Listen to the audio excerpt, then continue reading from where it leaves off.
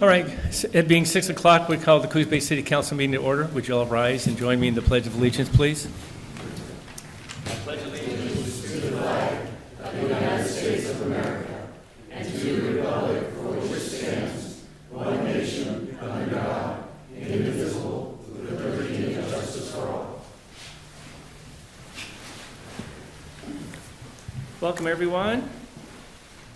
So the first item on the agenda, first of all, Councilor Matthews, is virtual, and we have everyone else here. So first item on the agenda is public comments. So this will be the time to come forth and give us a comment, preferably something that's not on the agenda. We will be discussing the library. I know I see a lot of faces out there that I would presume will be talking about that. So we'll have time for commentary at that time. Anyone else for a public comment? Yes, come on up.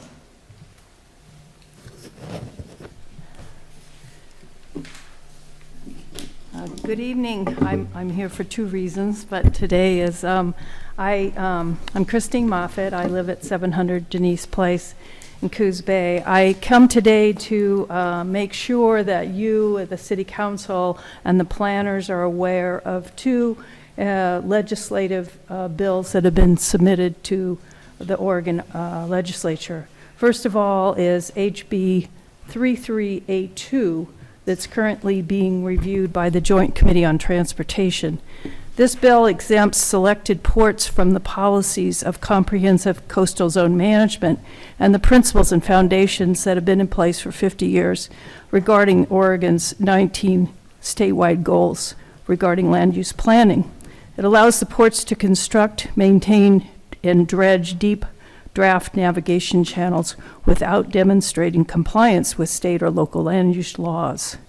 Statewide goal number 16 protects the long-term values, diversity, and benefits of estuaries and associated wetlands. These estuaries provide critical and essential habitat to fish, support wildlife populations, provide protection and resilience to climate change and coastal hazards, and protect the water quality, and are among the most productive habitats on Earth, connecting and transforming energy from our watersheds to the ocean. Secondly, I'd like to call your attention to HB 949 that authorizes ports to assess public bodies for shares of costs removing sediments from port waters. This legislation would amend ORS Chapter 777 to authorize this assessment. And I have copies of this for your use. So do you know where it's at? Is it out of committee? Has it? Which one? Both of them, either one. HB 3382 had a hearing last week.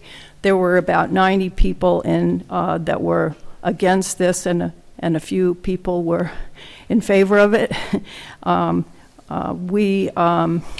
Many of us working with the league and comments on this, but it's very concerning, and it does affect all of the communities as well. There's a lot of negotiations being gone, but a lot of lobbying for this, and I think it's really important that the council understands what might be going on and to study this, and I can help with more information if anybody needs it. The other one is sort of just came off the wires and also would affect the communities, because if they were both passed, then you would be part of the payment structure. And so I think these are very serious, and I hope legal looks at them and you just take a hard look at some of this. Okay. So I have copies right here. Yeah, appreciate it. Yes. Yeah, thank you. So Roger, like on 77 or the 949, do we know that, I mean, would that put us in compression, or would it affect our tax base, or you have any idea? It would authorize them to be able to bill you, and the details are here. Okay. So you can just pass them through. We'll be glad to. Thank you. Appreciate it. Appreciate bringing it to us. And Ida Jo Gates, I presume you're going to talk at the library. Okay? All right, council. Is it okay? I have a question for Roger.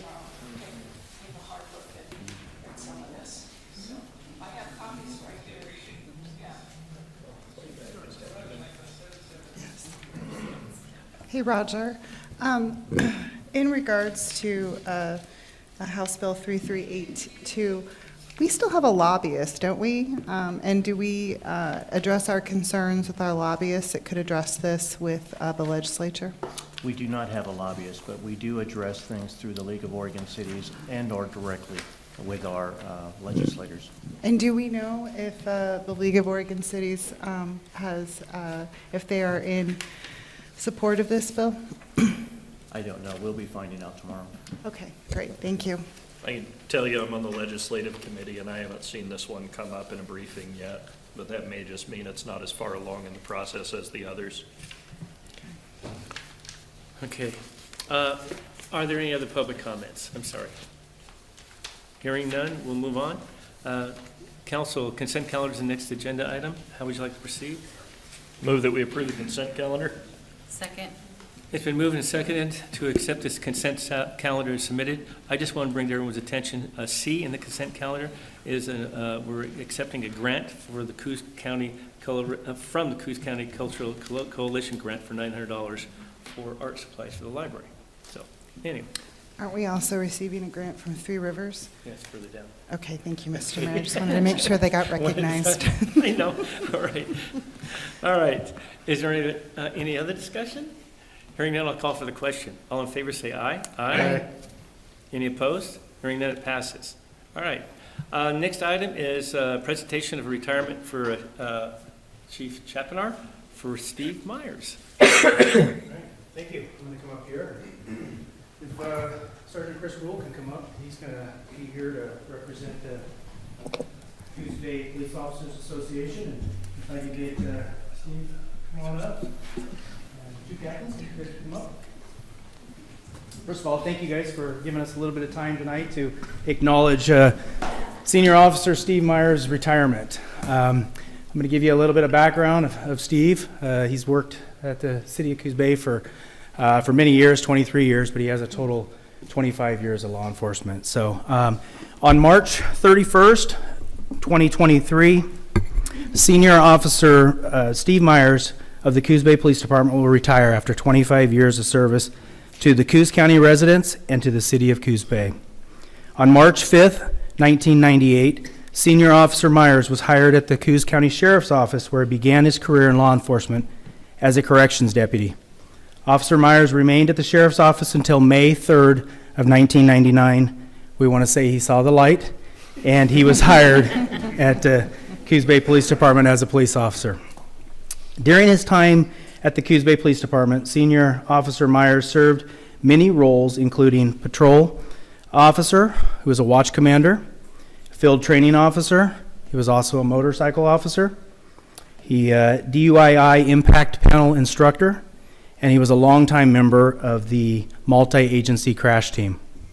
Senior Officer Myers holds a basic, intermediate, and advanced law enforcement certificates through the Oregon Department of Public Safety Standards and Training.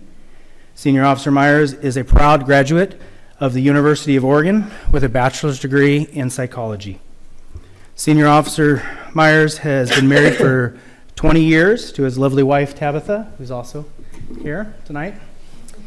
And Senior Officer Myers exemplifies what it is to be a Coos Bay police officer and will surely be missed around the department. The City of Coos Bay congratulates and thanks Senior Officer Myers for his 25 years of dedicated service to the Coos County citizens, the Coos Bay Police Department, and the City of Coos Bay. On behalf of the Coos Bay Police Department, the City of Coos Bay, and the Coos Bay Police Officers Association, it is with great honor that we present you this shadow box, and I'm going to read to the crowd what the shadow box says. It says, in recognition of 25 years of exemplary service as a law enforcement professional, your loyal and dedicated service to the citizens of Coos County, to the City of Coos Bay, and to the Coos Bay Police Department is sincerely valued and appreciated. You'll certainly be missed. Thanks, Chief. Congratulations.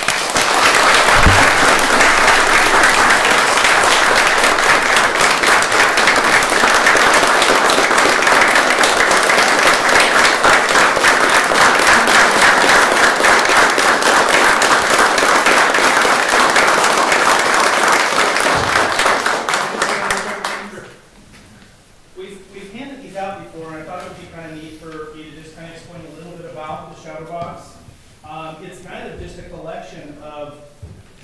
Officer Myers, his experience and his journey through law enforcement. He has his Coos County Sheriff's Office patch and his badge in there.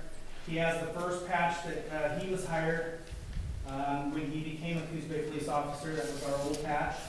Our current patch that we wear, we've got a couple challenge coins, which is kind of a military law enforcement firefighter thing.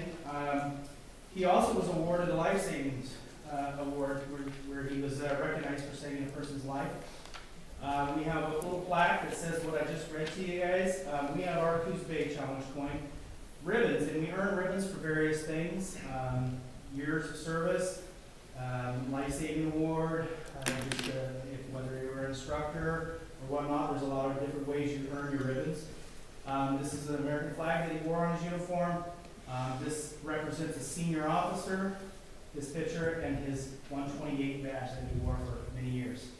So that's the shadow box. Congratulations. Appreciate that.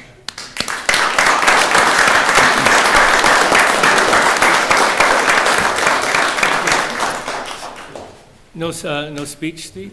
I just want to thank everybody. I appreciate it. Doing good riding. Steve, I just want to say thank you for outstanding service for the citizens of Coos Bay, and also I can say you were a fierce racquetball player. I know from personal experience, so thank you so much. You'll be missed. Thank you. Thank you.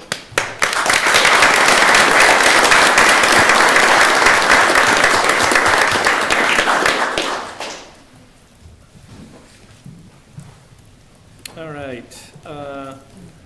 The next item on the agenda is consideration to adopt Resolution 2305, appropriating library grant funds received. Nicole, are you handling That is this? going to be me, yes. So typically, we would kind of tag these resolutions onto the staff report for the grant, but because the library was awarded 2 grants, it seemed a little challenging to figure which one to tag it onto, so it's a separate line item for us tonight. This resolution is to identify the 2 grants that were received from Three Rivers Foundation and the Coos County Cultural Coalition. I think the staff reports kind of talk about the funding sources for those. You mentioned the art, and I'm drawing a blank on the other one. It was Read Read Across America to support those. So because we weren't planning on these grants initially when we adopted the budget, we need to come back with these unanticipated funds to request those to be appropriated. So that's what this resolution would do. Staff's recommending that you adopt. Okay. So this one is from the Three Rivers Foundation that Councilor DeNovo had mentioned earlier. And also should identify the second. Both are identified in that resolution. okay, and then the 900, which I referenced in the consent calendar, is Yes. also listed in this, Yes. correct? Okay, so, so one's for 3,500 and then one's for 900. So, Council, how would you like to proceed on this resolution? I move we adopt Resolution 23-05, appropriating $4,400 in grants received by the library from Three Rivers Foundation and Coos County Cultural Coalition. Second.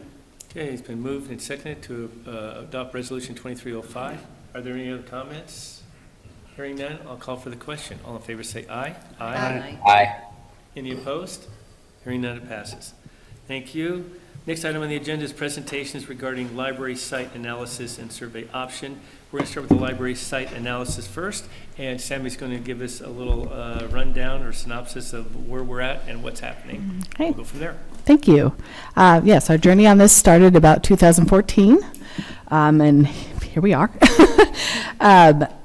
This latest portion of it, I guess, is since the general obligation bond to fund the new library and the 911 communications center did not pass during the May 2020 election, yourself, Mayor, and the City Council decided to re-examine aspects of the project with kind of the nothing is off the table approach. And so our first presentation will be by Hacker Architects, who are engaged to analyze and provide a cost for a total of 4 sites. The sites include the library's current location on Anderson, a lot on the corner of LeClaire and Newmark, a lot between Cascade Farm and Frito-Lay on Ocean Boulevard, and the John Toppitz Park site that the work had been done on before. And so now I'd like to introduce Laura Klinger. She is from Hacker Architects, and she'll be going through the presentation with us. Welcome. Thank you. Thanks for being here. was a presentation. Oh, there we go. Okay. Great. Okay. So tonight we were just going to review kind of overview of the 4 library site options, as Sammy mentioned, with the pros and cons that we outlined for them. And then at the end have sort of a comparison summary of all 4 together. So these are the 4 sites. As Sammy said, you've got the John Toppett site that we had done schematic design for, then a site at Newmark and LeClaire, and then what we're calling the Ocean Boulevard site, which is at the Cascade Farm store, and then the downtown existing library site. So we'll start with site A, which is the downtown site. So that's the outline of, it includes the block that the library is on, plus this kind of partial parking lot block and the parking lot block across the street. There it is in more detail. We just first took a look at all sites from zoning and planning just to make sure that there was no hitches there. There are not, and it requires 55 parking spaces for the library. So we developed what I'll call massing diagrams. Don't really think of these as designs, but we wanted to kind of get the scale of the building on the site and kind of look at 1-story, 2-story, what it would take, but they're not designed yet, except for Toppets. So this is the downtown site, just to orient you. Here is the existing library site is here. So what you're seeing here is because the site is in the tsunami and flood zone, we decided to show and get costs for the library being elevated up on a parking lot, just much like this building is. So if there is an event, it's not going to ruin your library. It allows that to occur, and then the flood subsides and you still have your library on the upper floors. So what you're seeing here is a parking lot. You actually don't need this parking because you have parking in the other 2 lots. So, but you know, you've got to build up. So we put a parking lot there with a small entry lobby off of a plaza space and an elevator that gets you up to a 2-story library above. So that's... Is it going to be seismic? Yes. So all of these costs that I'll show, for all 4 sites, we just assumed what we had assumed for the Toppets design, which was the elevated structural requirement, so it would withstand a Cascadia event and could be used in a disaster scenario. Okay. So Actually, the only 2 buildings that will be in this area are this building and the library if we decide to build here. Correct. Okay. Okay, so for the summary for Site A, the pros we'll start with. So pros under cost, we have the city owns the land. It's in the urban renewal area, so there might be some funding. For location, access, and adjacencies, the site is really familiar and known as the library already. It's got good pedestrian, vehicle, and public transportation access. The adjacent uses complement a library use with the shops and market, art museum, police station, city hall. It kind of makes a civic core to the downtown. Located in the downtown core of the city with other businesses. From visibility, it's a really highly visible site, especially from Anderson, which is a busy street. Once you get up to the 2nd and 3rd level, we think the views out to the hills and possibly to the water would be possible. And public open space could be we've located it away from Anderson, so it sort of buffers that noise. And there would be area for a future expansion if you want to expand it in the future. And then the cons that we are seeing, it has relatively high cost for foundations, the at-grade parking, which you have to build because of location and site development. The library would need to relocate, so that adds costs, and you would have probably limited service during that time because it wouldn't be full library service. And then other cons for location, again, it's within the flood and tsunami area.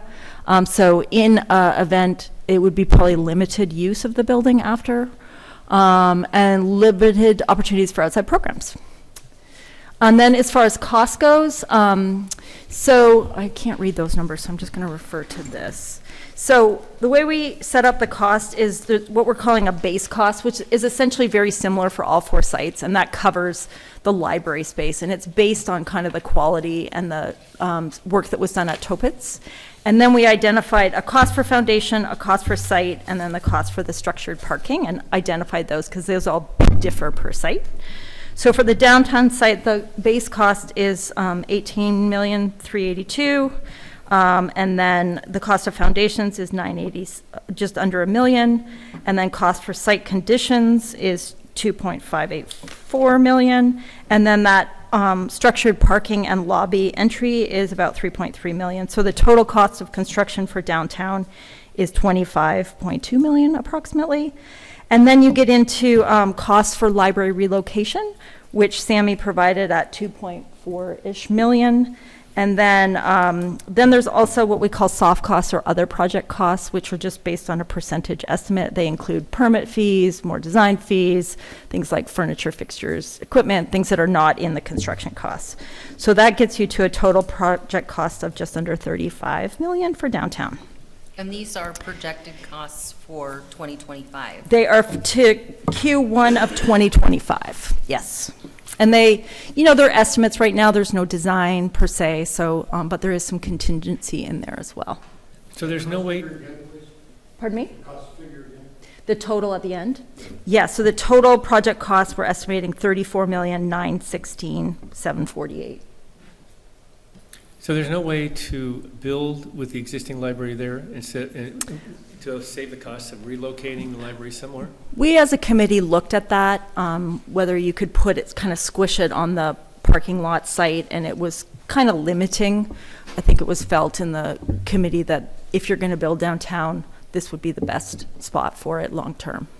I agree, but I mean, you can't, all right, so there's no way to leave the existing building, saving the $2 million, and without relocating it, then, is what you're saying?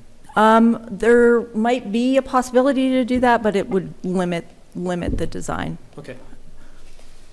But that is something, if that was desired, you probably could make happen. Okay.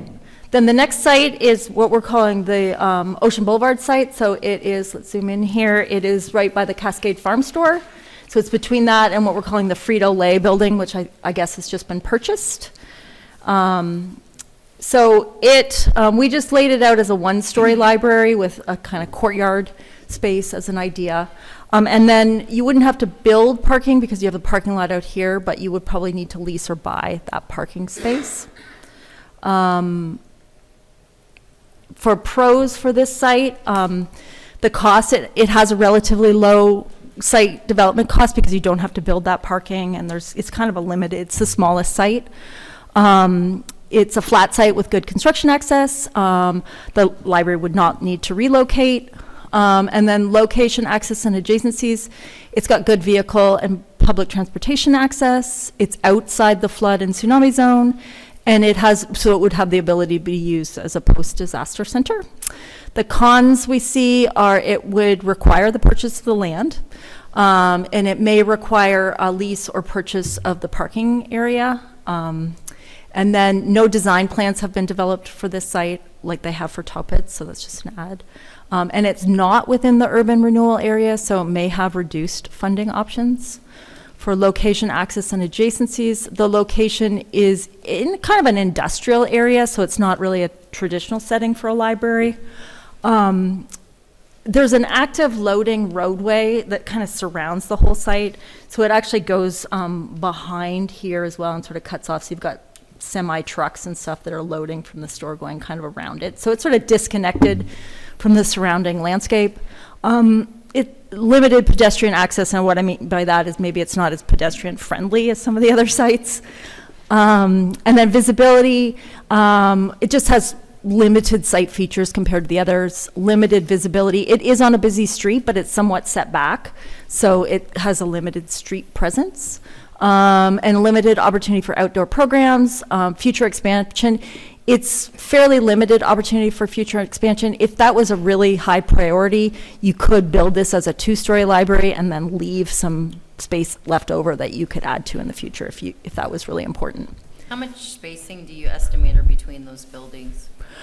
Right now we've kind of put it more like a party wall right up against it, but there's no reason to say if you wanted to have more of an alleyway between that we could make it work. There's enough extra added kind of space around that you could get that disconnected. Again, this isn't really design. It's just kind of getting you an idea of the square footage that would be on the site. And as far as costs go, I'm going to go to my reference here. So this base cost is just under 17 million, and that's lower than downtown because it's one story. When you get multiple stories, some of that elevator and stair costs are embedded in the higher number. Cost for foundations is about $1 million. It is a bigger footprint as one story, so you have more aggregate piers going down. So it's about the same cost as downtown. Cost for site conditions, $2.4 million. And then it doesn't have the structured parking, so you're at total cost of construction is around $20.3 million.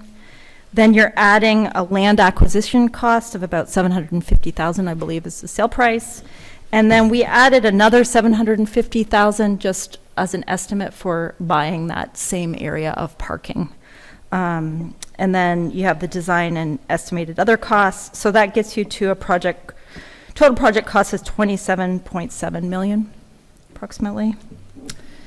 Is the difference between the downtown and this one on the estimated design and other project costs, is that just because it's a single story? Because I can't imagine for the design cost, any- it's just a percentage of construction right now. Okay. Is how they calculate it. We have a cost consultant that does this work. Okay. So as your costs go up, the soft costs go up. Okay. In reality, and you know, it may not go up that much, but at this point, that's how they estimate it. Okay, thank you Yeah. very much.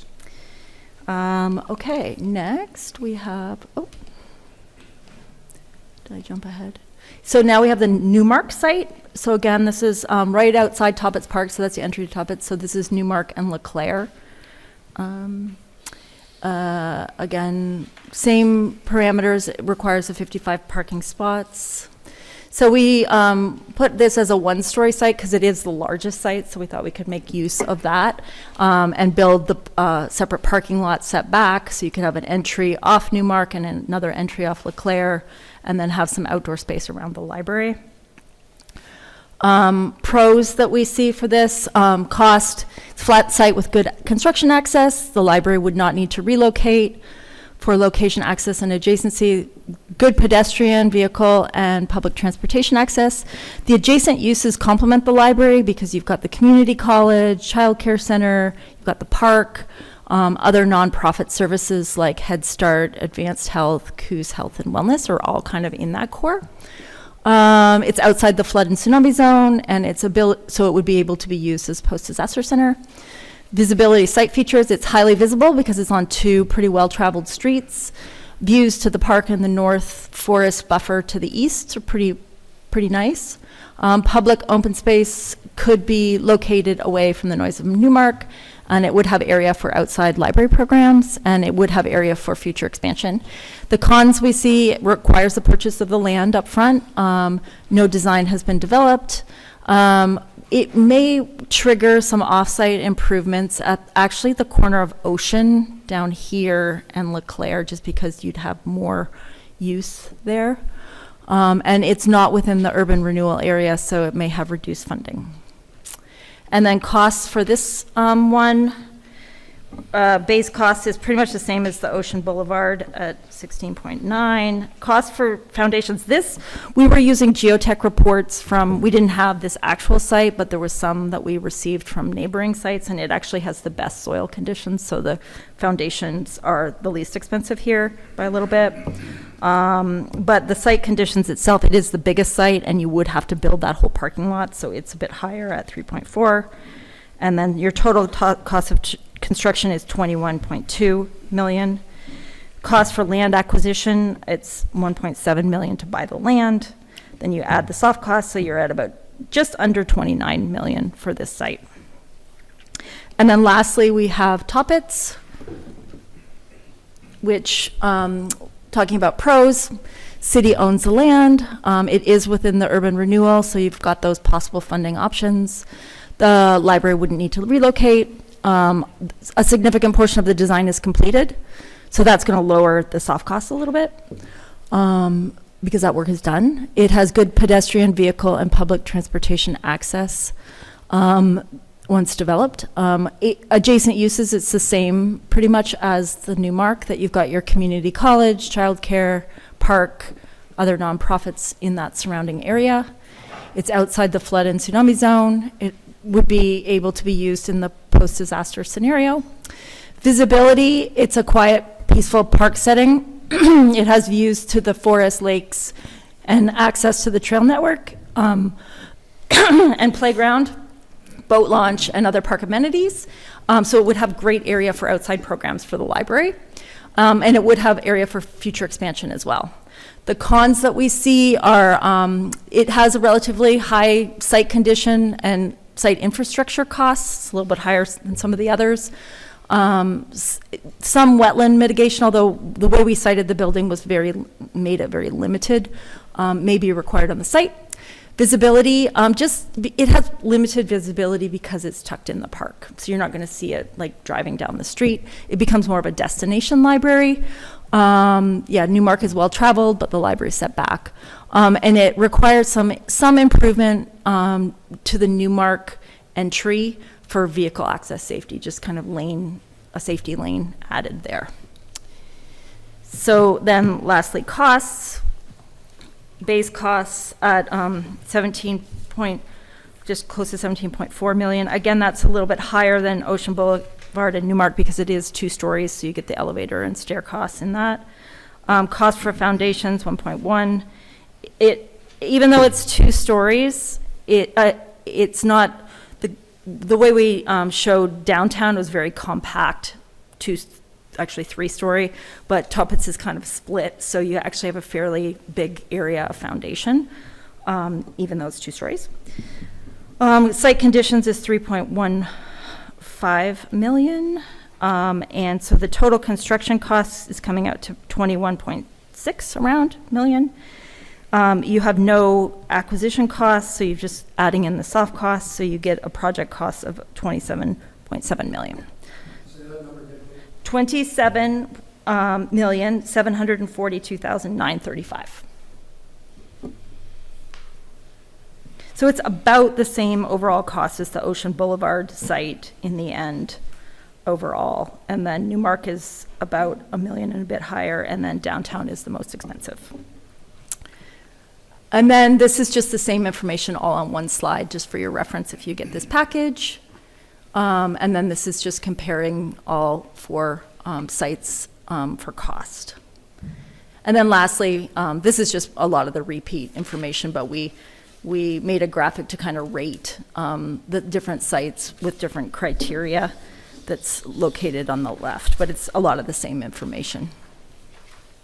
So that's the presentation. All right. Any other questions? Well, I don't know if you can answer this, maybe staff can. So how were these 4 sites chosen? I mean, that's come up already. Did we just arbitrarily say this is what we're going to think about? Or did we look further, like along 4th Street, like on this side?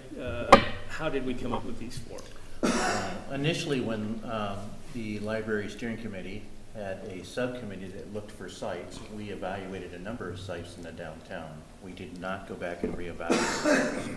Instead, we looked at, there was a desire voiced by some of the voters to have the library in the downtown, so we chose a downtown site. There were some that were okay with the library being out of the downtown and in the Empire District, but not in the park. So we chose a site that was large enough and currently for sale in the Empire District. And third, we chose one that was in between downtown and Empire, and one that is currently for sale. Okay. So that's how we chose those sites. But there's no sites available in the downtown area besides the one that we just don't know of any large parcels that would fit the library. That's correct. Okay. Any other questions for at this time? I have a question. Sure. Based on the information that you've compiled, what's the quickest and what's going to take the longest to construct? I think that I don't see a huge difference in a timeline for construction. I mean, we are ahead of the game with Toppitz because we've spent a considerable amount of time in design, so you're going to lose that time. But construction, probably downtown would... Acquisition and construction, probably all about the same. About the same. Downtown might be a little bit more just intensive because you have that other level to deal with. But yeah, I wouldn't see a huge difference. Well, and you also have to demolish the current building. True, yep, you've got demo, And you have to move a library. yep. Yep, so it's definitely a longer timeline for downtown, just more complicated.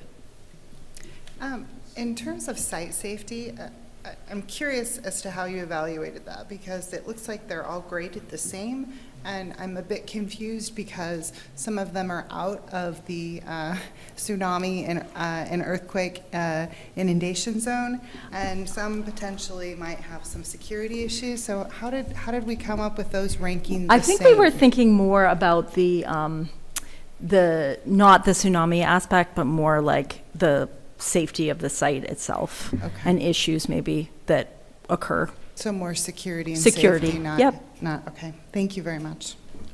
And then maybe this one is one for staff. The property over on Newmark across from the Toppets entrance, that lot has sat vacant for decades. So did we do any pre-analysis of what's held up a sale of that property? Because I think it had been identified, didn't sell, identified for sale, then didn't sell. I think it's pricey. Okay. That question, bit of a stretch for the analysis. It might not have been looked at. Saw a library development in Cornelius that has 2 floors of senior housing on top of it. Of these sites, would you be able to tell which couple might be viable to add floors to? I'd say offhand, downtown and Newmark would be kind of the easiest ones to, I don't know that you'd want senior housing necessarily on the Ocean Boulevard site, just with the, I mean, you could do it. We would be able to do it at the downtown site? You could, anything's possible Okay, for yeah. money, yeah. Possible, gotcha. It's very, the soil's very similar to the south waterfront area in Portland, which all used to be, it's Oh, all okay. fill, and there's huge high rises there. Laura, I believe downtown, they would have to get a variance. Oh, because that's they- true. Yes, that's true. There's a 35-foot height limit, which we think we can bump up against and get a little bit of a variance, but yes, thank you Okay. for reminding me of that, Rob. So yeah, downtown would be out for that, but, and I think Toppets probably wouldn't be great for that, but the other two. Okay. But Newmark definitely.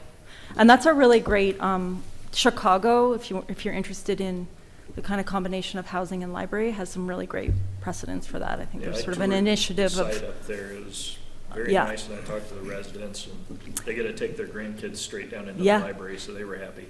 Hacker designed the Hollywood Library years ago, and it is a level of library and then I think 3 or 4 stories of housing above Nice. in Portland, so. Another one for staff, how close is the Ocean Boulevard property to the housing development? I mean, is it a stone's throw? It's fairly close. Yeah, it's within a block and a half. Okay, I was Or just shorter, but as the crow wondering, flies. because of all the 4 sites, it's kind of the one that's the farthest out. It's in between downtown and Empire, but it's more, you know, I worked there for years, and I was a teenager and didn't like to ride home with my dad, so I walked that route a lot, and it's quite a distance from anything I'm walking. But, okay. I have a question for staff as well. Did we give consideration to put the 911 call center in all of these locations? Yes. Okay, Yeah. thank you. Laura, you said that the downtown site, one of the cons was high cost for foundations. Yeah, And if I wasn't familiar with this, when I'm looking at the comparison, Yeah. it looks like it's not very expensive. compared yeah, to the others. the cost consultant had a higher number in there, and we pushed back and called our structural engineer, and so that number came down a bit, and I didn't adjust the pros and cons. So actually, it's not that significant Would you more. s- would you There say is that- a little bit of structure, though, that comes into the base cost over, because there's added structural beams into the base cost, And so. wouldn't you say that the structured parking would be considered part of the foundation as well? No, it has its own cost, so on the spreadsheet. So the structured parking has the 3.3 million add for that level, separate from the foundation. And that's what's really driving up the cost of the downtown site is that structured parking level. There's really no way to get around the structured parking, because if we wanted to get out of the inundation zone and also the flood zone, we need to elevate the building, correct? I mean, you could build the library at grade, but then, yeah, you'd get flooded out and have to sacrifice that expense that you've invested in. Any other questions before I open up for public comments? Okay, so what I thought I'd do is we'll take public comments now, and then we'll go ahead and have the discussion on the survey that'll follow this. I thought he would be able to hear the commentary and maybe utilize that knowledge. So the first one that only one signed up is Ida Jo Gates, so I'll start with her, and then we'll just, anyone that wants to speak after that can just come on up.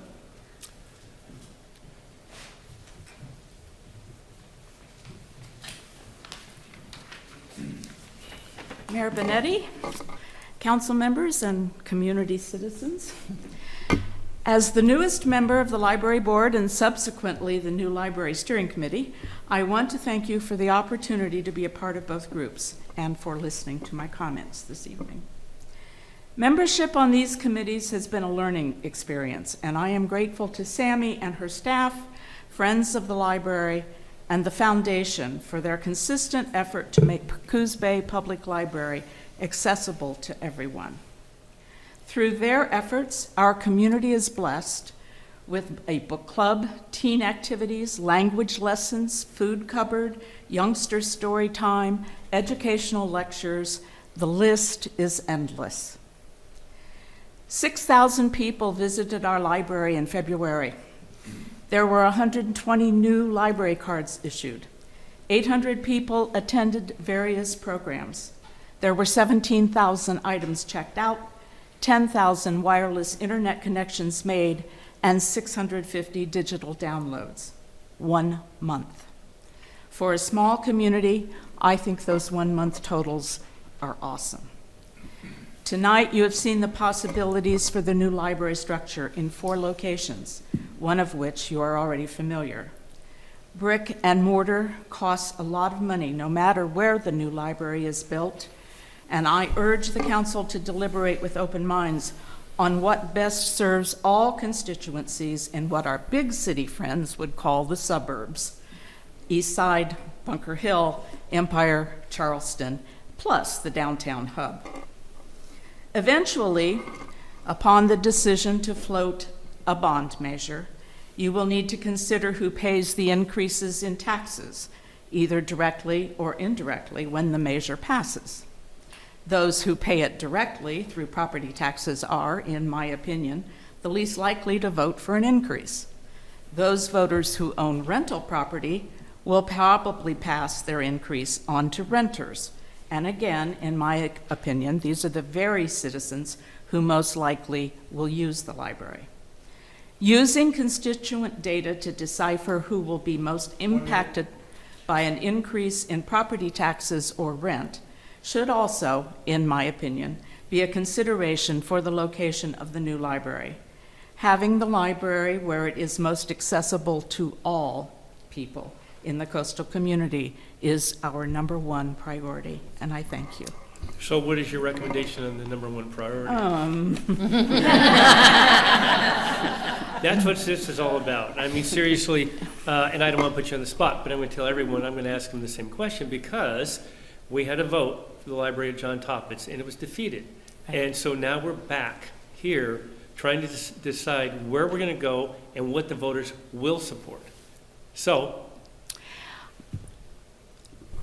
I think the financial hit is going to be the determining factor.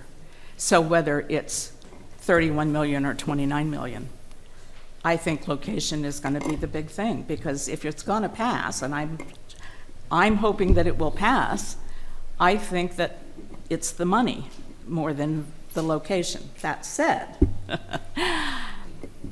I dare? My opinion is we should keep it downtown. okay, thank you. All right, next.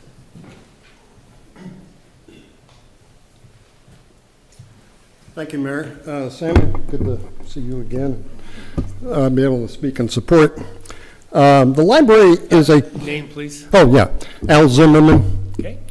The library is a community landmark, a landmark for generations. I'm probably, of all those of you who are here, have been through 3 library rebuilds as a patron. The most significant was the Downtown Central Library in Portland, in which they moved the whole library to an office building and went clear down to a skeleton and rebuilt it.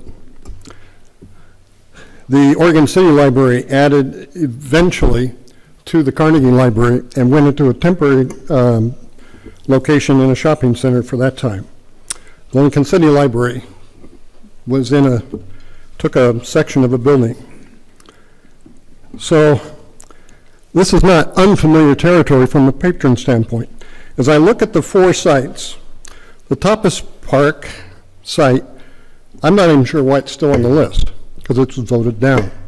And the community is very serious about not destroying a park to put a library there.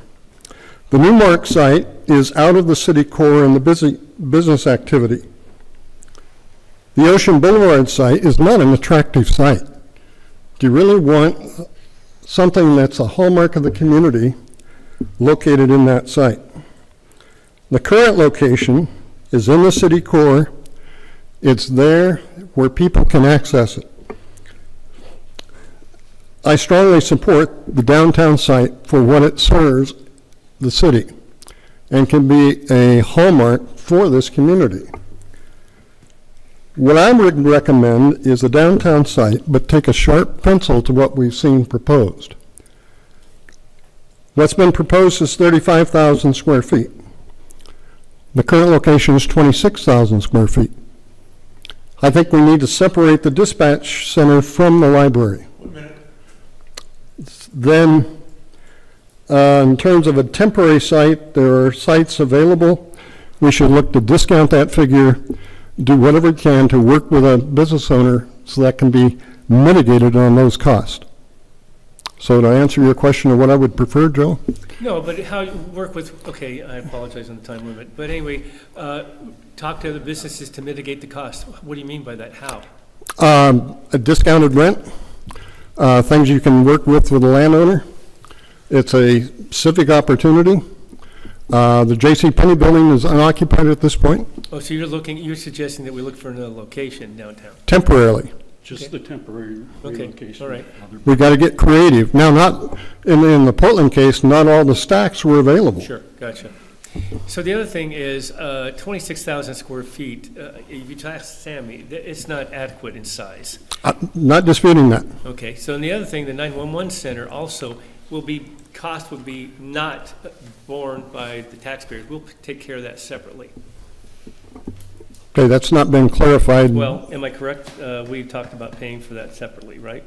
It depends where it's at. But well, if it's downtown or John Top, it would be. And we're certainly asking for grants, and we have grant requests out currently. Right. For the 911 center. So, I mean, we're trying to make sure that the library is the library that the people would be voting on. Now, that's at this moment, I'm not going to say that's going to change, but that would be my suggestion, that we try to keep it that way. But now if we go with Newmark or we go with Ocean Boulevard, then it's a different situation. So now we can get grants, but then we're outside the urban renewal. Right. Thank you. Okay. Next. No one? Wow. The Empire Lady is back. Christine Moffett, I think I gave you very cogent arguments before that having something in the Empire District would really enhance a very underserved component. And I know folks in downtown call this downtown, but you know, if you look at history, that was a vibrant downtown when our indigenous people were here and first white settlers. The design for the Toppets Park was fantastic.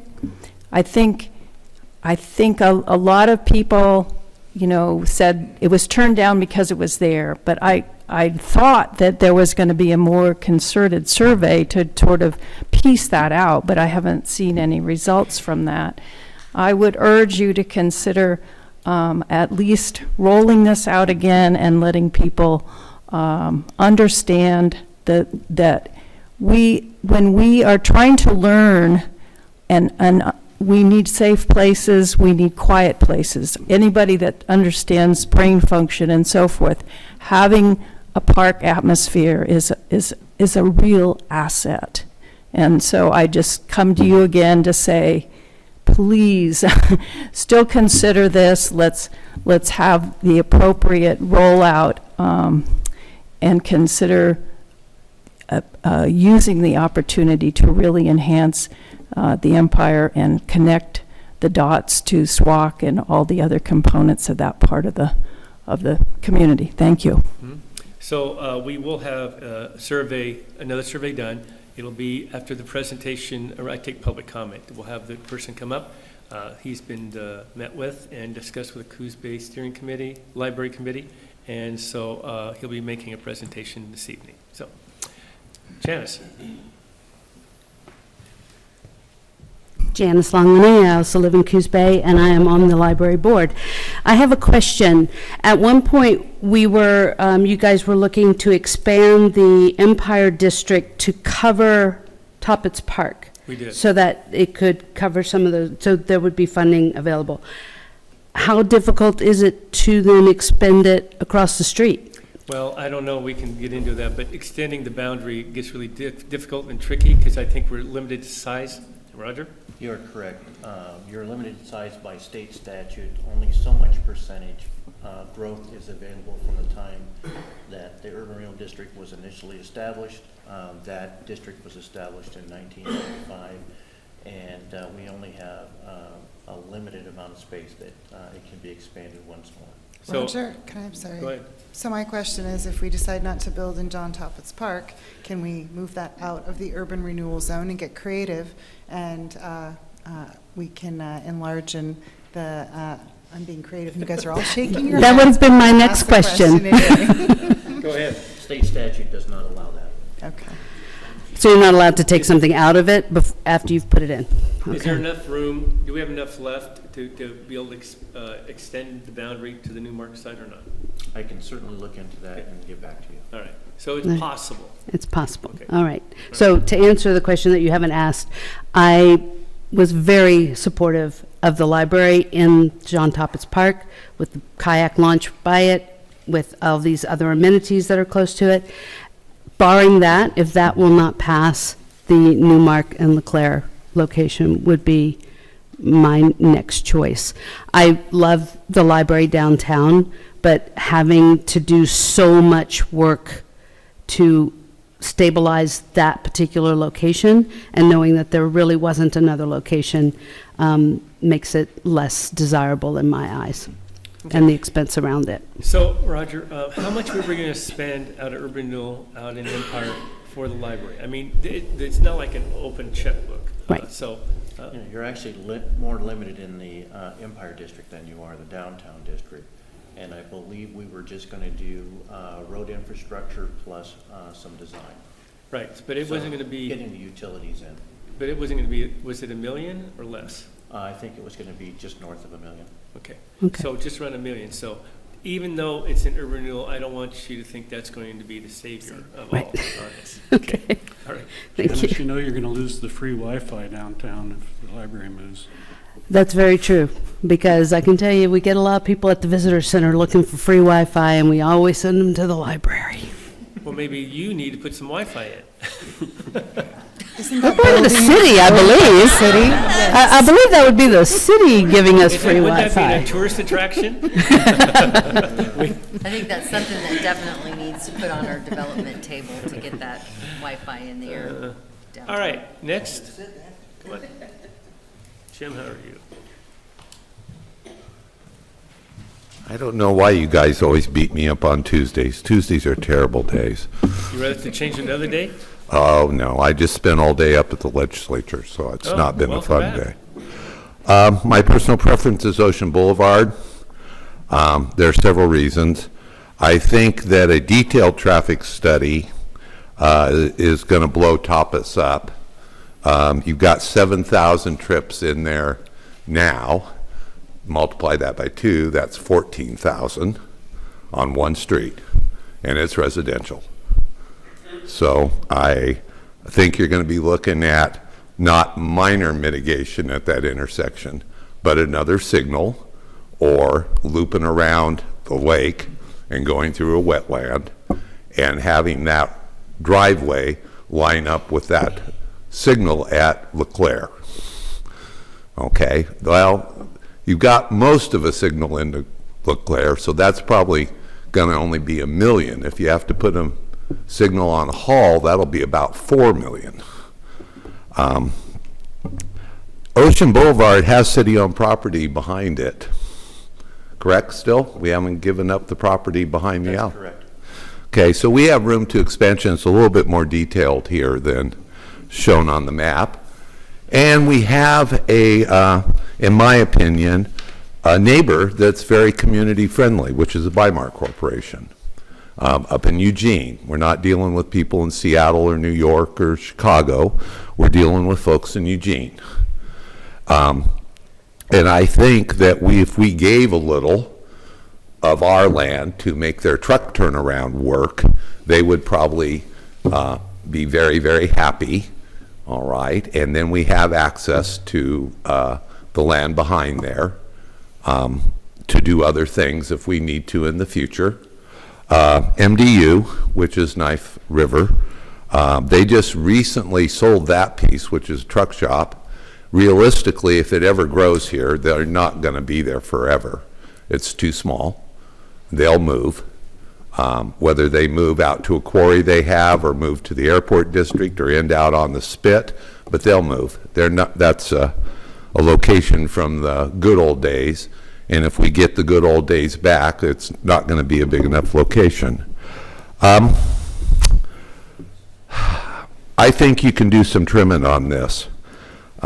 There's no way to phrase this delicately. It is too expensive, and the average person is going to choke on it. Okay, it's a 14% rent increase this year with rent control from the state, and everyone I've talked to has been hit at least 10, some 14. So that's $140 on a $1,000 a month place. Okay, so it's the economic circumstances have changed quite substantially since this was first put out as a bond.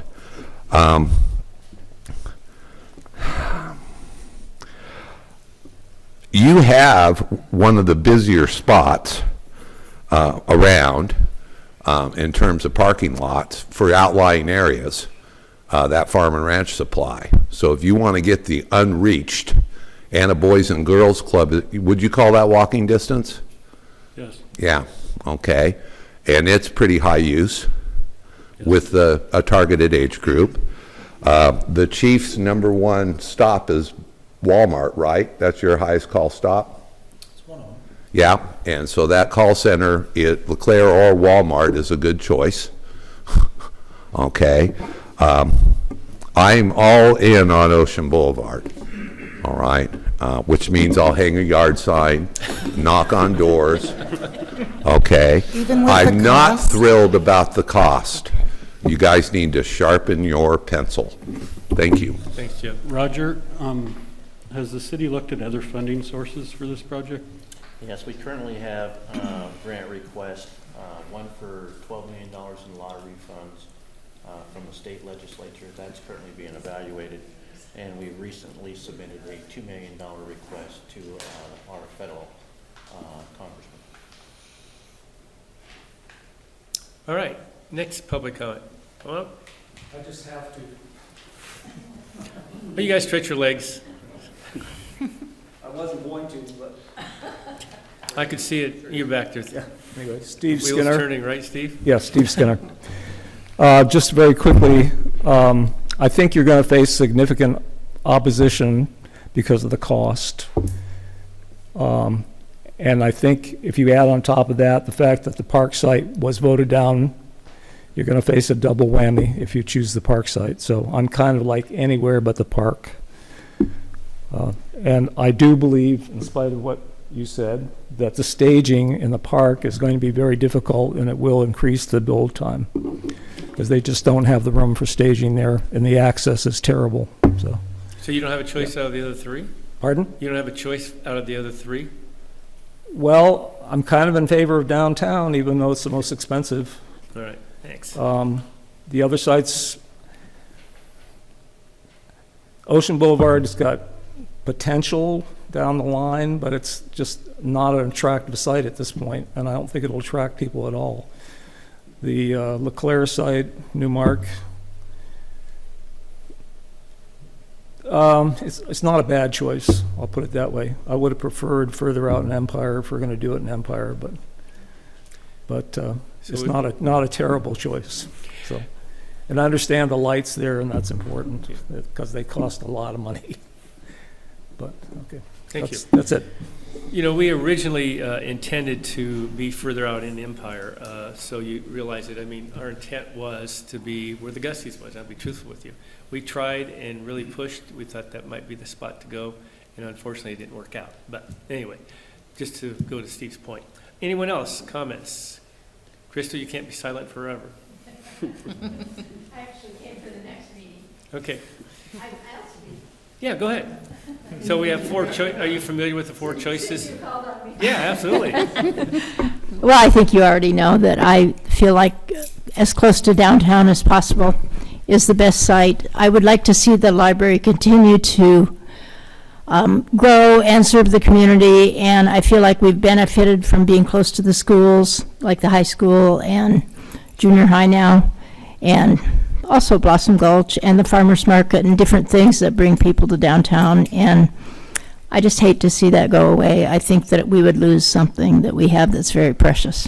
So how about the cost? Tell me how we, as an ex-mayor. Well, I think there's many ways to evaluate costs, and I haven't studied them, so I'm not going to get involved. I think probably different factors went in, and I know they did. Roger told me they did. Sure.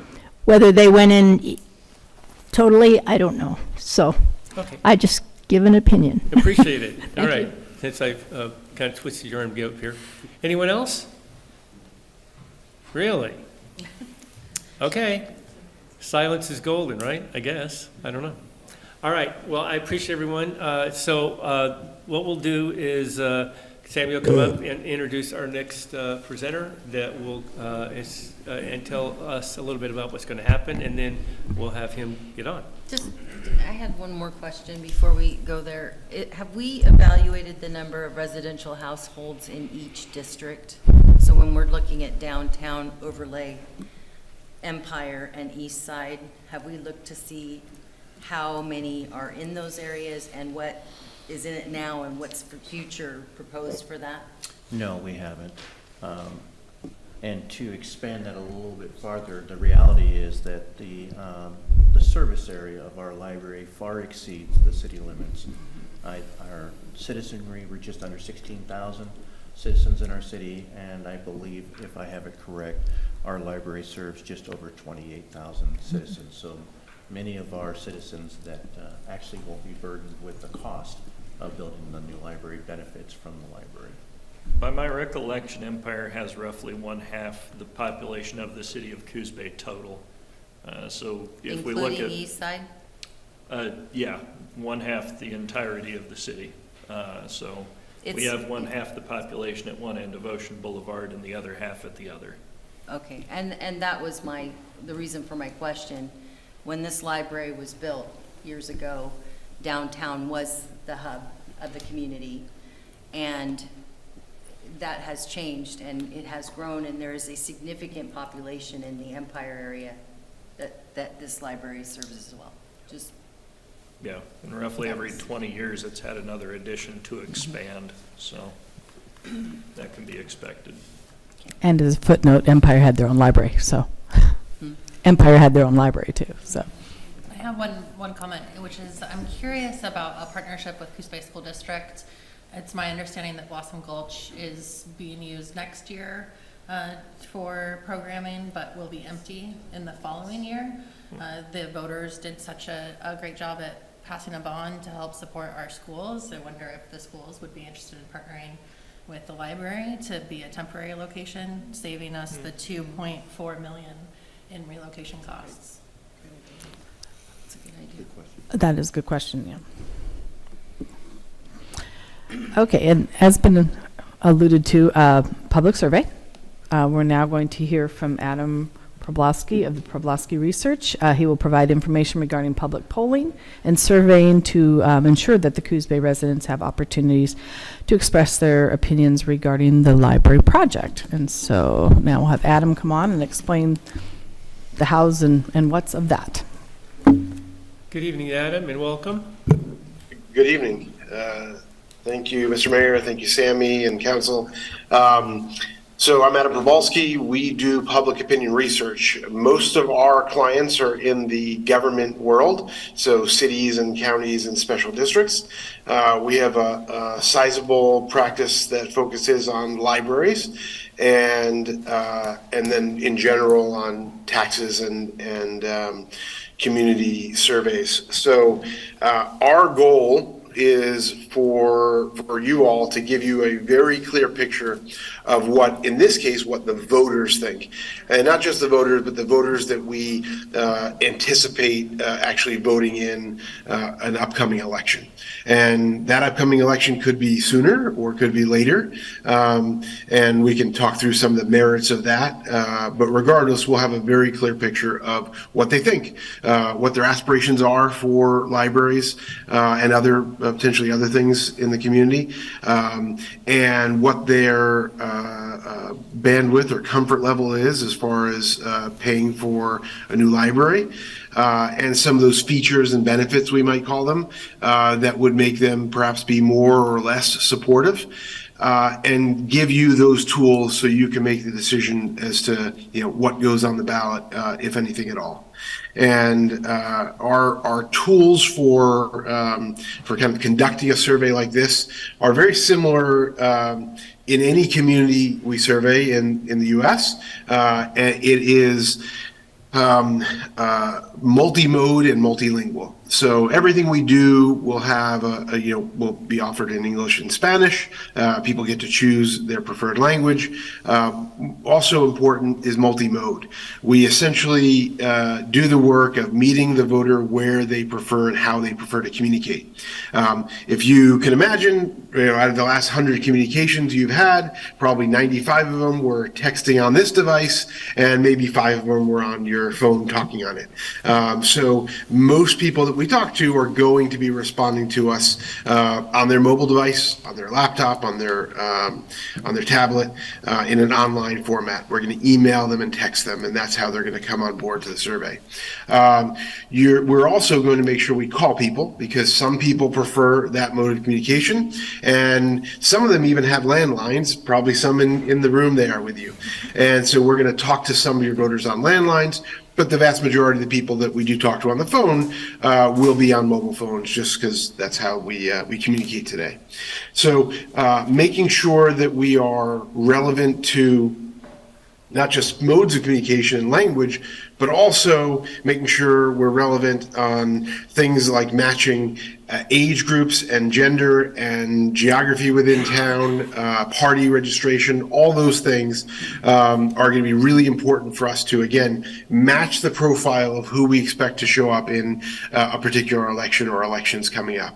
And that gives you that clear picture of what people think. And no one gets left behind if they're in that pool of likely voters. We're going to be fully representative of that voter pool. I'd love to answer questions. I can go into a deeper dive into some of the other methods we use or how it actually looks. But essentially, in the end, you're going to have a report that gives you that full understanding, and not only the top line numbers of what people are willing to support and what their motivations are and what they're most comfortable with, but also looking at the data by all those different demographics, so you know who's most impacted, who's most excited, and also who to talk to about which message is most relevant to them. So Adam, will your survey come back and list each site in priority of the most favorable, is what you're suggesting? Or just come back with one, or how will that be presented to us? So I think the first, probably the first charge that we would probably have, and we take guidance from obviously from you, from staff, specifically will tell us, we'll work with them to develop the questionnaire itself. I think the big question probably we want to answer for you is, do you have the support or not from the voters, likely voters, to move ahead with a bond that will pay for a library or whatever portion of it? I think that's probably the big first question. If you want us to help you identify location, that's certainly an option. That's part of the feature, the suite of features and benefits, right? Whether it's a 2-story or 1-story, whether it's in one particular location, whether you have a media room that can be rented, any of those things that you might consider that might move people to be more or less supportive. Absolutely a part of it. One of the only challenge I think I would say with helping determine location is the budget. We're if we wanted to economize on the budget for the survey and the research, we'd have a limited pool of questions to be able to ask, and so it may not lend itself to the survey might lend itself to helping you determine location, but that's absolutely a part of the equation if staff tells us we're going to put that in the survey.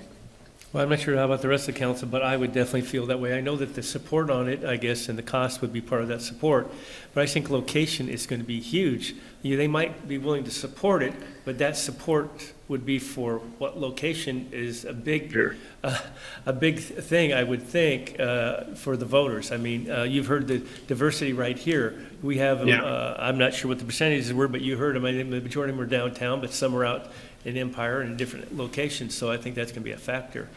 I think it's the only factor. It's the 2 questions. Are you willing to pay for it? And what's the location that you're willing to pay for? So I think it's critical. And I think key to those questions is where are they located right now? Because if I'm in downtown and I'm 5 blocks away from the downtown site, that's much more convenient for me. If my kids are attending, the schools in the area and they need to go there after school and I need to pick them up after work or whatever, I think that where that person who you're speaking with is going to be important as well, that you get a good cross-section of the community. Just for the very reason that we talked about, that Councilor Farmer mentioned, is that there is a large population that has grown in the Empire District, and downtown, and I grew up in downtown, has changed. So Adam, have we made this more complex for you? No more complex. No. It is just a discussion that will, take direction from you all and staff as we move forward. But no, I mean, I can, just to give you a sense, we can envision a moment where we develop a map for you all that gives you that understanding of, people who live in particular communities, where they might look to be supportive of locations. So no, we can give you hard data, give you mapped data, charts and graphs that give you kind of that distilled information to really make those hard decisions. So not more complex. We're happy to do it. It's, essentially we want to give you what your community is most supportive of and what's going to make them excited about the new library. So Adam, what is your success rate? Well, success rate there's a couple different ways of looking at success rate. One is conducting surveys and getting accurate data 100%. Predicting outcomes with our data 100%.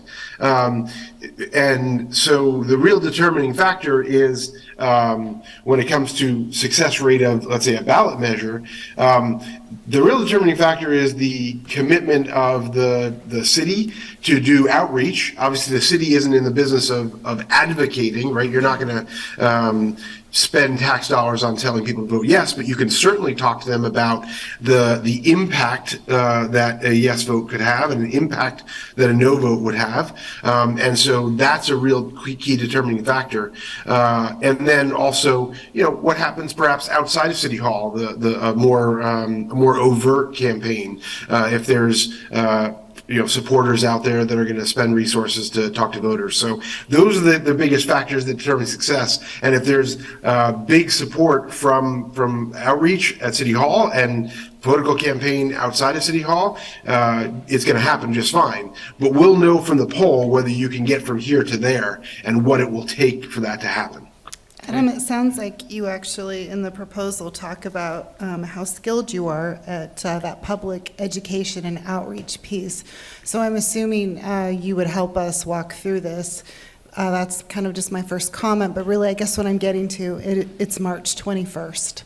And I think our goal is to have a decision that we can put on a ballot in November.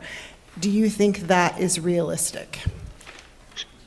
So having a really good background and a very good understanding of your voters and having done some significant research and met with staff and all those things, we do have a clear understanding of your community. But I would say this, coming in blind from anywhere and talking to any researcher or any pollster like us, the advice that we would give and the advice that I would give today, absent any other data, is probably not necessarily something you want to hear, and that is that a 2023 election is not the ideal election to have something on the ballot like this. And it's really simple to kind of talk through. A depressed election turnout is not ideal for a bond measure like this. You have the hyperactive, they're the most active voters, let's say, who are always showing up in elections, will have an exacerbated impact on the outcome.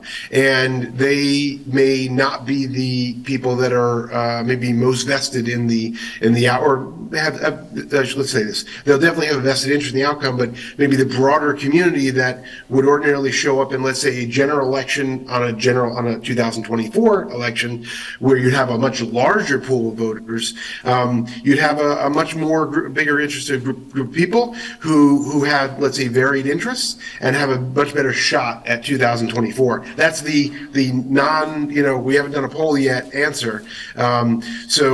I think if you're committed to pursuing something sooner, or we'd really like to pursue something sooner, like in 2023, the ideal scenario would be to poll with the prospect of 2023 as the priority, but being open-minded towards 2024 November, and understand we can model both and give you a perspective of what those look like. And it's likely that what I'm going to say is that 2024 is a better prospect for success, but we can give you both those numbers and you can make an educated decision. My last question, thank you very much.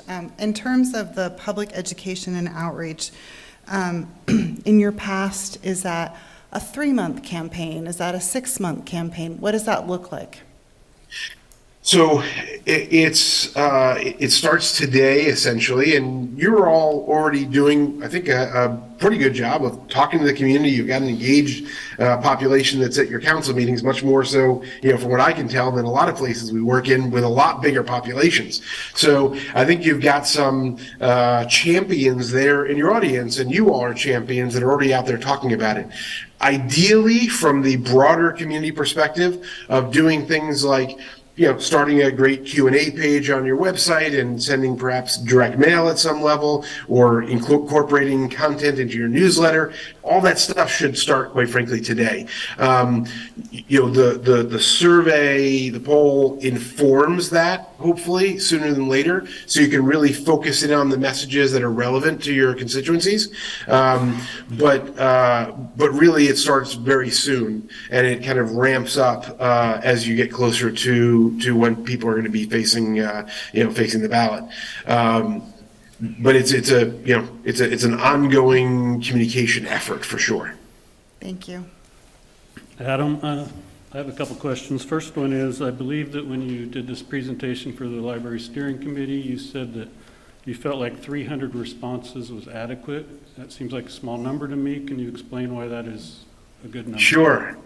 So a statewide poll in Oregon has maybe 750 survey respondents, and very specifically, correctly outlines the results. Right, a 700-person survey predicts the outcome for governor. I mean, I don't mean to make it so political, but for governor, let's say, we know what's going to happen with 700 responses or 900 responses. Right, you don't really need much more of that statewide. So for Coos Bay, 300 is amazing.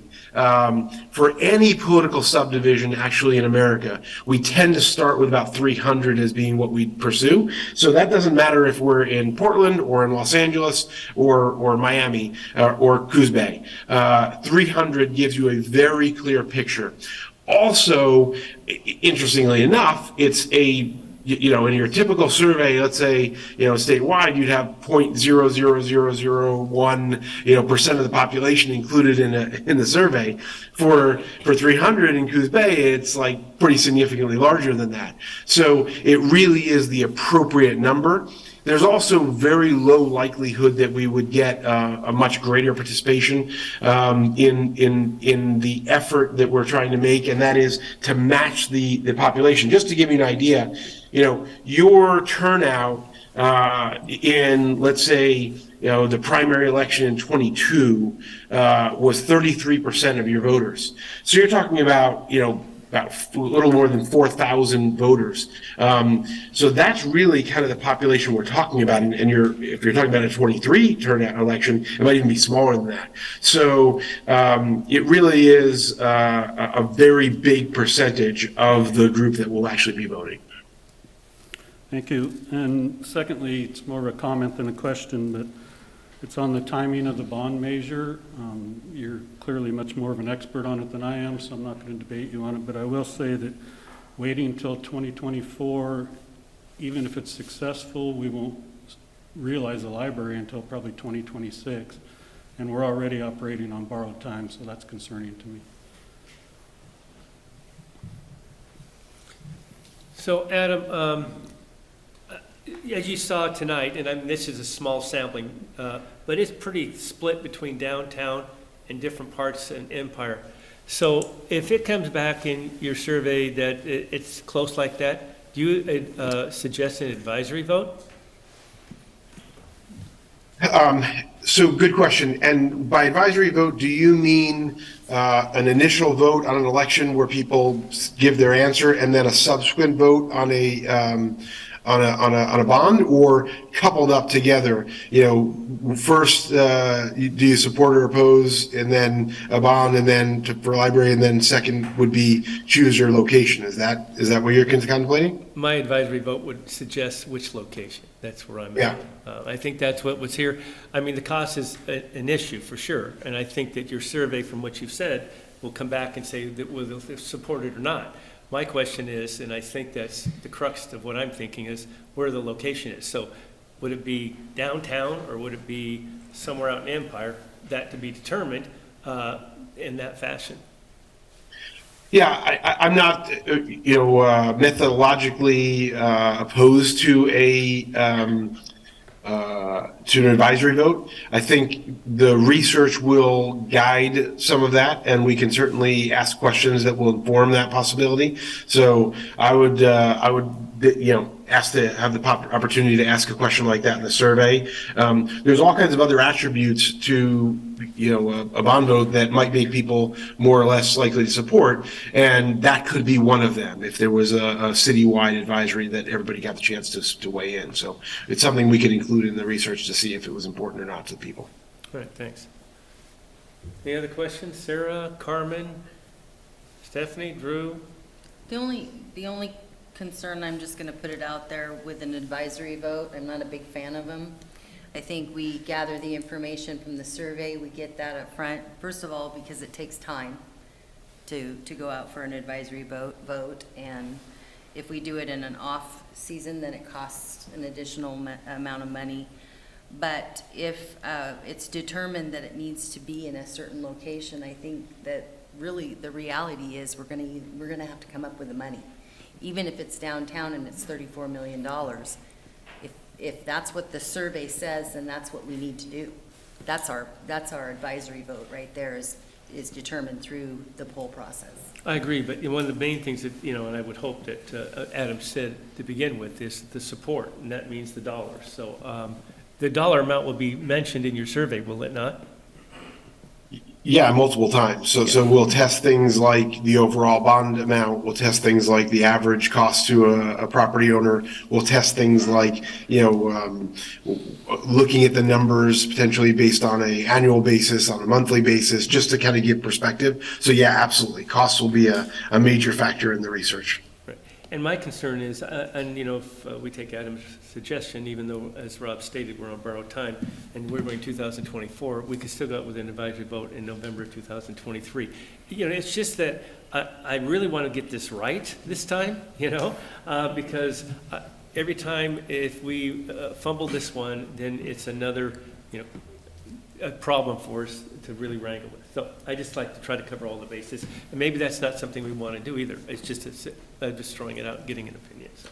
Well, I think, Mr. Mayor, we only have one more shot at this. So I agree. I think we need to get it right. So if we need to wait a little bit longer to accomplish that, with the goal being a library wherever it's located, I think that's the most important thing. Sarah, did you have a comment? Drew? No, I think as long as the survey includes the question if folks are willing to raise the bond nearly 20% to have it downtown in there, I mean, that probably should be a consideration for folks. Carmen, got any comments? I don't have very many comments. I'm excited to see the data. I'm all ears when it comes to where to put this, just as long as we get it done. So I'm excited for the survey and figuring out what we can make happen. Okay. So I did want to also state that I don't think any determination has been made at this point by any one of the counselors that are sitting up here. We're trying to gather the information to make sure that we make the best decision. So.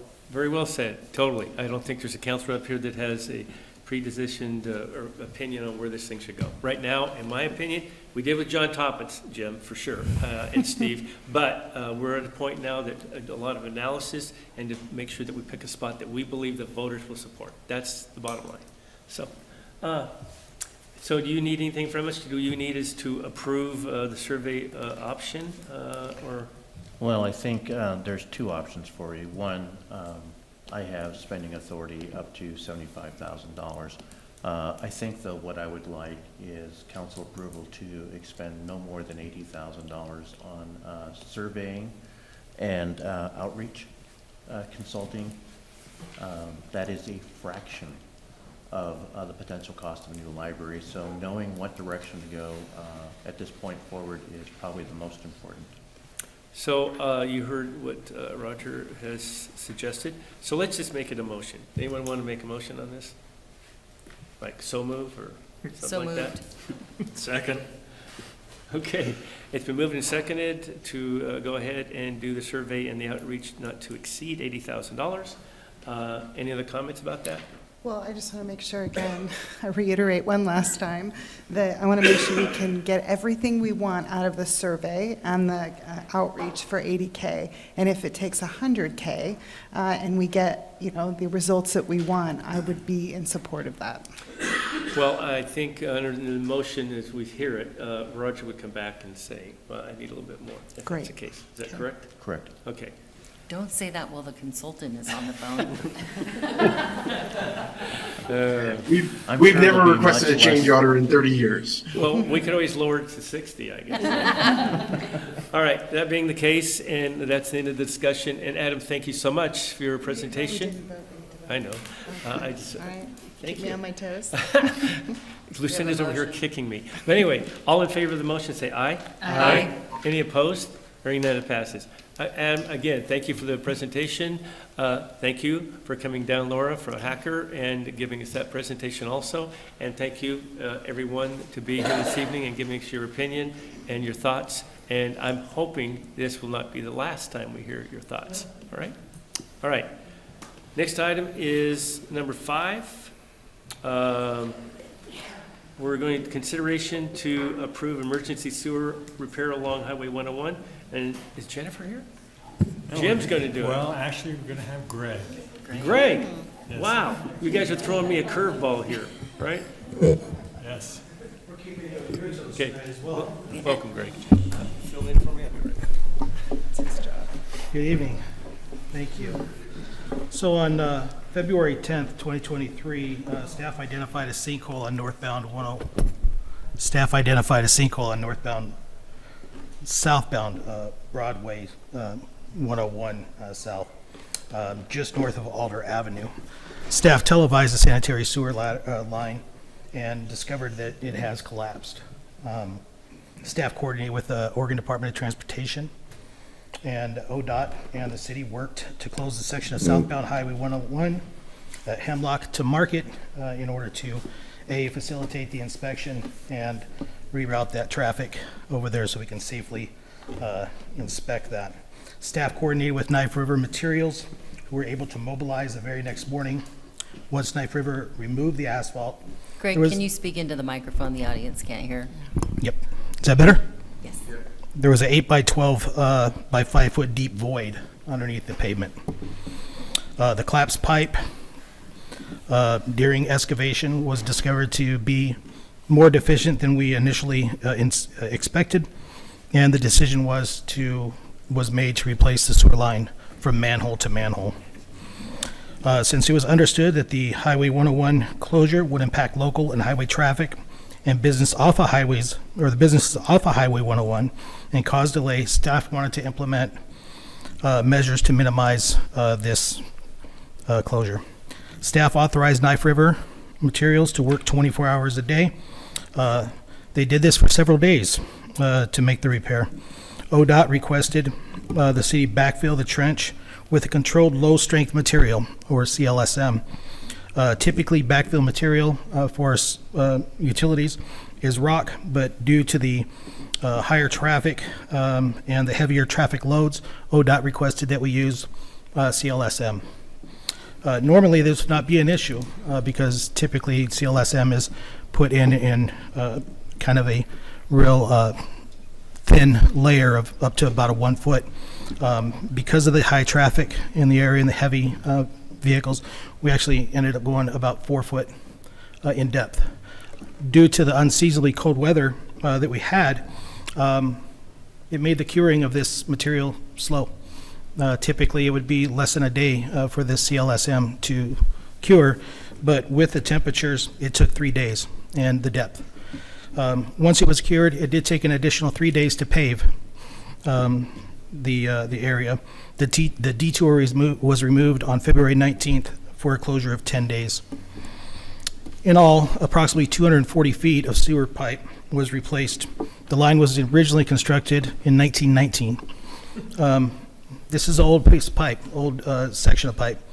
However, we do inspect every foot of pipe in the city on a 5-year rotation, which is the industry standard. This section of pipe was last inspected in April of 2021.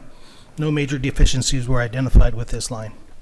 Throughout the city, there are over 90 miles of gravity sewer, 23 sanitary sewer lift stations, 2 wastewater treatment plants, 50 miles of storm, and 3 storm pump stations.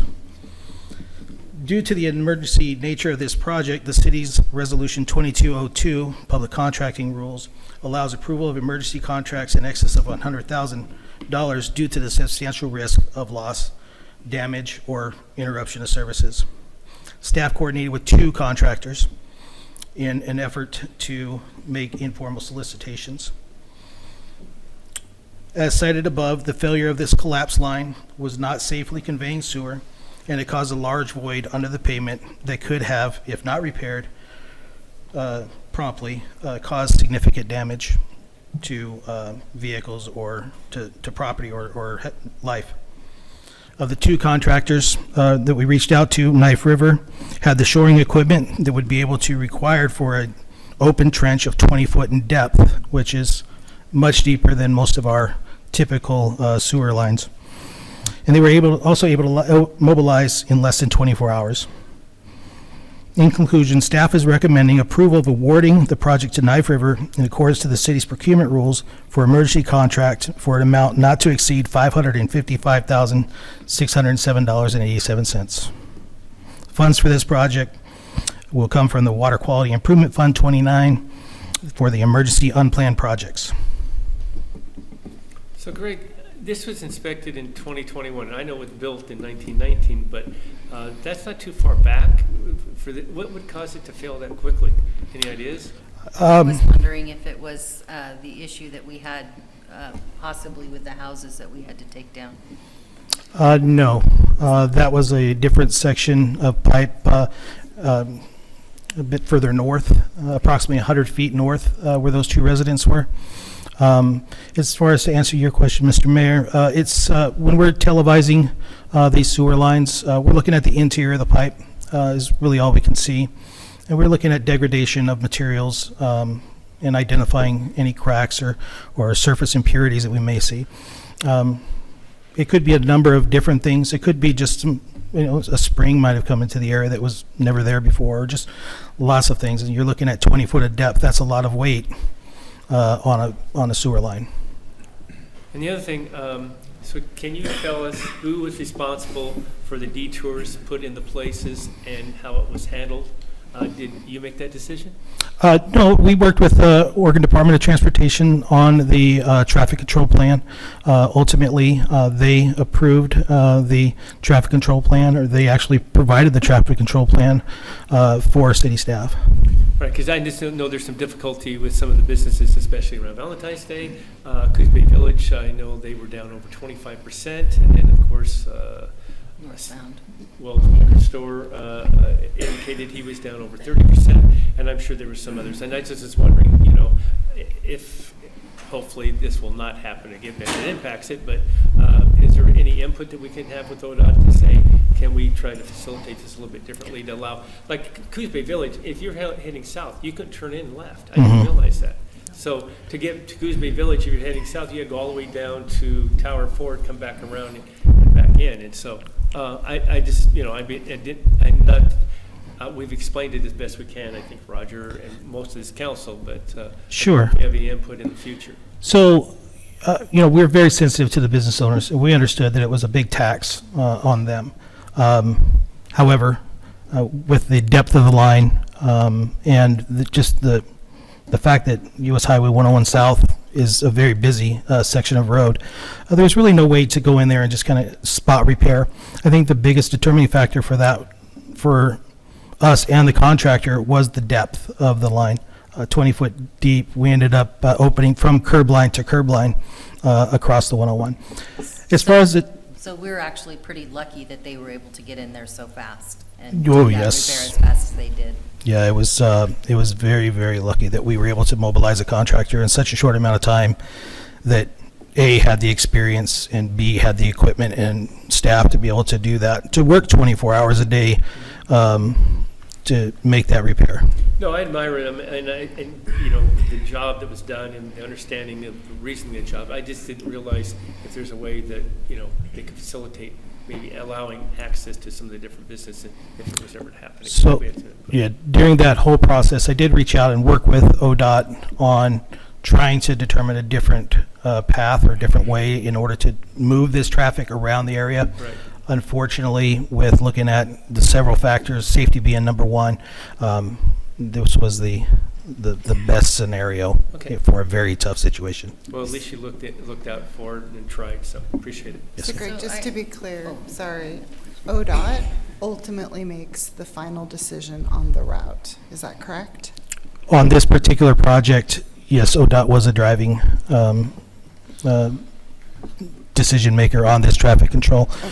We did coordinate with them. Once again, as we reviewed it, this was for traffic control, this was the best scenario. Okay, thank you very much. You're welcome. And my question is, that's probably the worst possible place because there's just not any access or way around it. But if that pipe was in there since 1919, how assured are we that the pipe farther down the road, headed south, isn't going to be another problem And should we be inspecting that more regularly so that we don't, I mean, because it would still create problems if traffic were to have to be rerouted again. Sure. We did have the road closed. We did take that opportunity to inspect the surrounding pipelines, just to kind of gauge the condition of them once again from the interior. And as we make improvements around town, we typically will spot repair as we're moving. I'm not sure if the downstream system or the, further south, what the year that it was installed, but I was reported that the system itself, the integrity of the line, once again appears to be in good shape. So we take those and couple that with other projects in the city, and make a priority list based off of those discoveries. To Councilor Kilmer's point, though, how much line do we have left that's from 1912? That's roughly what I was going to ask. 'Cause Yeah. I know at one point we had a project where it would have been a while back it was talked about, but we were swapping out the 4-foot pipes for 12-foot pipes. Sure, and concrete lines or concrete pipe are typically 3-foot sections, so even if it is brand new pipe, a concrete is typically 3-foot length just due to the weight. But we do have an aging system. However, 1919 is very old for us. It's a very old pipe, but if it's still functioning and still operating as can be, or we can expect it can, based off of our inspections, then I wouldn't see a need to replace it as of yet. But as we do move through, we do prioritize based off of condition assessments. But that didn't answer my question. How much line do we have left that is that old? I don't know that answer off the top of my head. I imagine that we do have some. I don't think that we have many, but I can look into that. That'd be awesome. Thank you. I think that section was probably one that everybody's like, no, I don't want to touch that because of the difficulty in it. But I am not convinced even, I mean, that's all downhill, that perhaps the problem that we had to the north of that wasn't involved somehow in removing stuff that maybe helped that collapse. But No one will know. No one will know. Okay, any more questions for Greg? Greg, you Besides how got all much the pipe we have pointy-headed for questions. 1919? All right, we have a resolution before us, council. I'll make a motion to award the emergency sewer repair along Highway 101 project to Knife River Materials for an amount not to exceed $555,607.87. Second. Been moved and seconded, and just for for information, it was 240 feet long, and how deep? At the deep end was 20 foot in depth, and as we move further, that was on the north side, north of Morgan Vet. As we moved south, we got to a depth of 10 foot was the shallowest that line got. Okay, so, good job, thank you.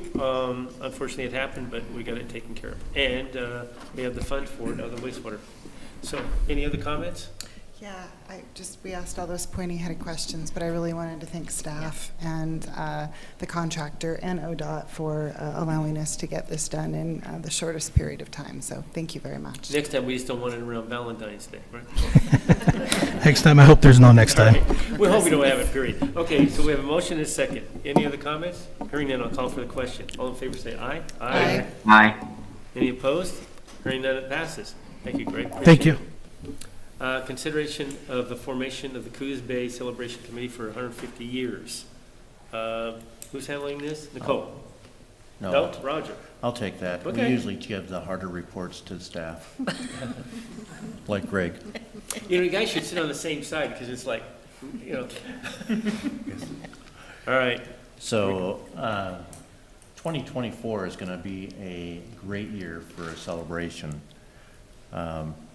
In 1974, the city held its centennial celebration of its being 100 years old since the date it was incorporated.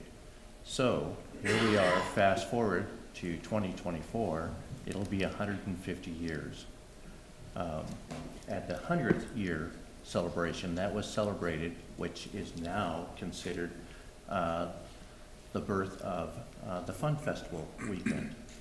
So we're suggesting that we should begin planning now for the 150th. And staff is suggesting that the council consider, as per your rules, to establish a subcommittee for that planning purpose. We anticipate that we would be working with the Coos Bay Downtown Association and jointly planning that celebration. So if it meets with your approval, we would ask you to establish a committee. And of course, we're always interested in those elected officials that would like to volunteer, or if you would like your staff to serve on that committee. Well, first of all, I think we need a subcommittee. Second of all, I think council and staff should both be on the committee. And I'm going to suggest, well, I already twisted Lucinda's arm, and I'm going to twist Stephanie's arm. She's in the Downtown Association. And anyone else, Rob and I'll supervise and maybe give our opinion from a distance. So I don't know, anyone else want to be on this committee? Or I'll join the supervisory team. Yeah. All right. I would like to see representation from the Visitor and Conventions Bureau as well, just because I think we could help support this as Are you an volunteering? event. We already gave each other a nod, so I think she Okay. said yes. All right. Okay, so there's the start of the subcommittee, Roger, and then staff, I'll leave that in your capable hands, and Nicole's. Notice we didn't ask if you're willing. No, Joe just told me. Yeah. All right, is that enough direction? I think we can actually form that committee. I don't believe we need a motion. Do we need a legal representation on this committee? If you wish. Okay. I think I have direction. Thank you. All right. Next item on the agenda is city manager's report. Well, I want you to be able to turn to the other side now. Hey. Thank you. I You get the guys- opportunity. You definitely need to sit on the same side, you two. Or give me some direction which way to face. Yeah. Okay. I would start with hoping that everyone recognized the fabulous lighting that we have in the space tonight. Wow. Okay. We had a electrician in here the last couple days to replace the bulbs that were existing and likely some of the infrastructure there to LED. So we have a little bit of cost savings there with under the Energy Trust savings program, and then obviously the energy savings of that over time. But the ultimate savings is to those who suffer with challenges for lighting that causes some concerns for them. So it's a nice clean light in here. Hopefully we're going to enjoy that. It also prompted us to contemplate when the last time our projector bulbs were replaced. We believe since they've been up there, they've not been replaced. So we'll be looking at that, which will potentially make the views on the screen a little bit nicer as well. As you know, we're working on the sound project. We are just at the finish line waiting on microphones. Those microphones should be in the next couple months, we're expecting. Very similar to what you have now. However, they will be on off mode. You'll get to turn them on when you're going to speak. That will help really with the sound in the space kind of being contained. And then the last little element to hopefully make this a nicer space for everybody is potentially upgrades to the video. We're looking at some options that can give us some better focus on all of you here at the dais. Maybe repositioning so we can see the speakers talking, presenting to you. And then also potentially some equipment that may sit up at your desk that gives access, will be assigned here in the room. It would give access here for you guys, but also Planning Commission, and when we have the budget, we'd be able to fully supply this whole dais with devices. So we're just looking at some options still. Segue into so that's on a goal. That's the council goal, was to kind of create a better environment here for meetings. Another council goal is to show a little bit of attention to our boardwalk facility. You'll notice we did some work there with the brickwork entryway there. We are working on the flag poles, that we have those in. The bases are being dealt with right now. Those flag poles will have some lighting added to them that will really help to illuminate those displayed flags during the evening and darker hours. That is all, again, part of the goals, which we are going to be bringing to you, our first quarterly report at the work session. We've translated the goal document into a tracking document, so you'll be able to see kind of where we're at in progress, if there's staff assigned to that, what we've done, what we believe next steps are, and maybe even some check-offs of things we've accomplished with your guidance. So that will come to you next week. Great. So that's the end of the city manager's report? It is. All right. So council comments, Carmen. Hello. Yeah, I just got a few things. I just mostly want to say some words of appreciation. First off, for the citizens who came and provided testimony today about the library. It's imperative that we get feedback on this, like was stated earlier. We're all ears here at the City Council and want to know where to go with this. And so we need more testimony. So if anybody out there is listening, or for those who did provide testimony, if you can encourage others to do so as well, I think it would be really helpful for all of us just to hear from more people. The next thing would be thank you to Hacker and Associates for coming down here and giving that presentation, and all the work that they've been doing has been great, and going to the meetings and being on the library steering committee has been eye-opening for sure. I've learned a lot. So I appreciate the work that they've done and coming down here to give that presentation. Also, the library steering committee and board for doing all that work. There's been so much going in on this, and there's a lot of opinions out there, and being just, focused on options and being creative is kind of the name of the game right now, and everybody's been doing a really good job.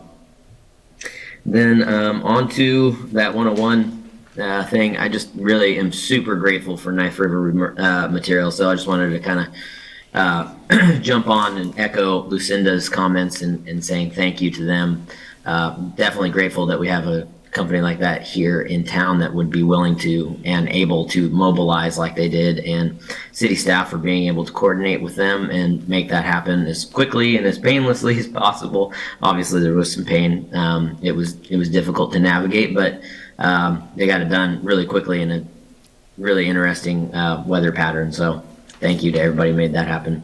Also, thanks to Officer Steve Myers for all of his hard work and dedication and service. We just really appreciate all of your efforts and for keeping us all safe. And then lastly, I want to say thanks to Nicole for all her work on the council chambers and the meeting upgrades. It's been really nice to see things changing and given that attention so that we can just have a better experience. So I really appreciate that. And other than that, I think I'm pretty good to go. It's mostly just a bunch of thank yous. Thanks, Carmen. Drew? Nothing special, just thinking I might have to make it to 91 to see the bicentennial. So that's painful. That's all I got. Okay. You're welcome. Lucinda?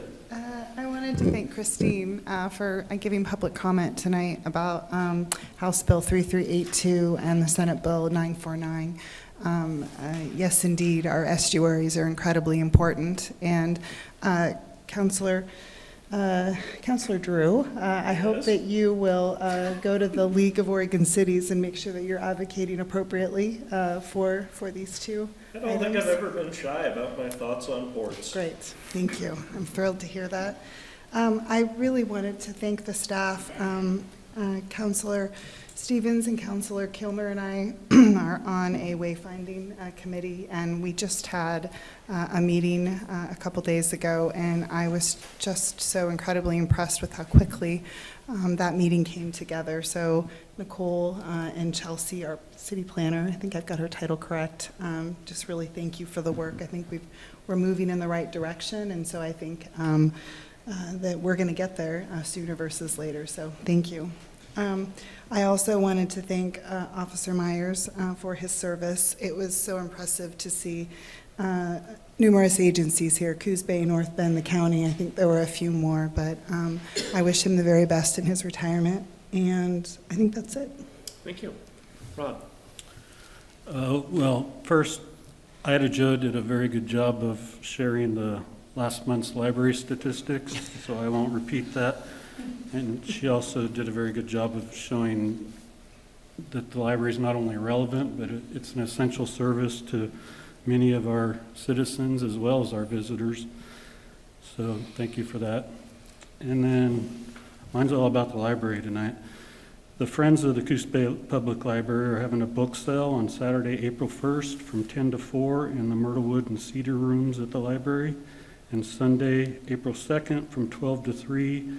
And on Sunday, the Myrtlewood room will have $1 a bag books, and the Cedar room books will be half price. And then the Coos Bay Public Library Foundation is having their 10th annual spelling bee for adults. Are you in that, Joe? No way. Spell check doesn't even help me.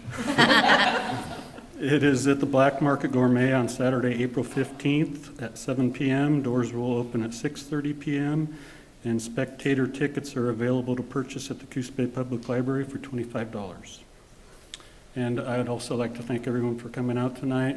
I think it's really important that we get the information out about the library because it's really an important project that I really want to see get completed. And that's all I have. Great. Stephanie? Just to piggyback on that a little bit, I know that the library committee had, and the foundation had put together the funding for a website. I think that should be updated with information somehow, and get the correct information, and the fact that we did look at multiple sites so that people who are connected to that social media piece as well as the website get the correct information. And then most everything that I was going to talk about has been talked about already, so I won't go over that. I just want to say a big thank you, because all of those things that were mentioned by council before were very important, and I feel very fortunate that we have the staff that we have that gets stuff done and gets it done in a timely manner. And it's not always easy. There's always something. I do want to mention Farmers Market came up. It's hard to believe, but we are headed down the path for that. I know they had a little snafu with their registration for vendors, but they are looking for vendors now, so you can go on, and if you're interested in being a vendor at the market, they're making big plans. So be sure and check that out. Also, I would be remiss to say I've been a Rotarian for a long time, and you know that because I've helped co-chair the Bus Jam Toy and Food Drive.